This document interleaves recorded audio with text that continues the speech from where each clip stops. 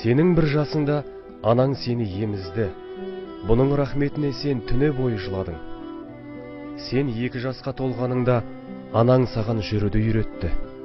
Ал сен болсаң, анаң шақырғанда қашатын едің.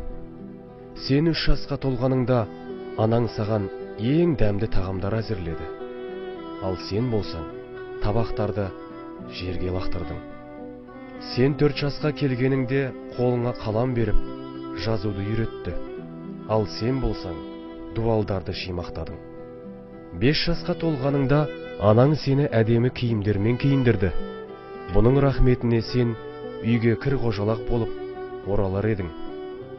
6 жасқа толғаныңда анаң сені мектеп қабырғасына алып келді. Ал сен болсаң, оқымаймын деп, бақырып жылап сабақтан қаштың.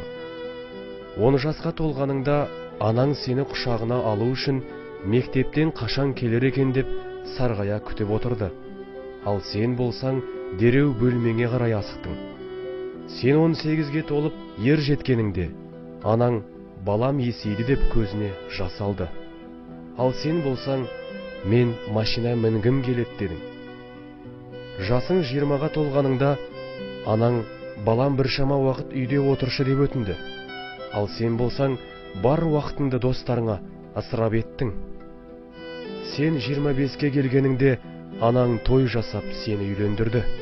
Ал сен болсаң, лажы болса, үйден ұзақ болайын деп анаңды тастап, әйеліңмен бірге еншіңді алып кеттің.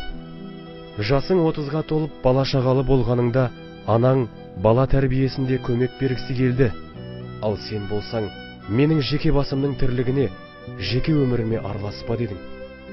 Сен 35-ке келгеніңде анаң сені тамақтануға үйіне шақырды. Ал сен болсаң, тығыз шаруаларым көп, уақытым жоқ дедің.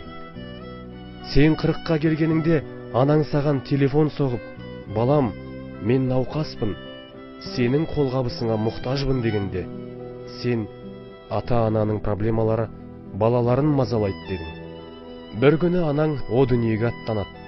Ананың балаға деген махаббаты өзімен бірге кетеді. Білгін, ананың о дүниеге аттануымен сен үшін жәннат есіктерінің бірі жабылады. Егерде сенің анаң әлі күнге дейін тірі болса, оны жалғыз қалдырма. Қолыңнан келгенше анаңа жақсылық істе. Ол қандай сөз айтса да, анаңды бақытты қылуға тырыс.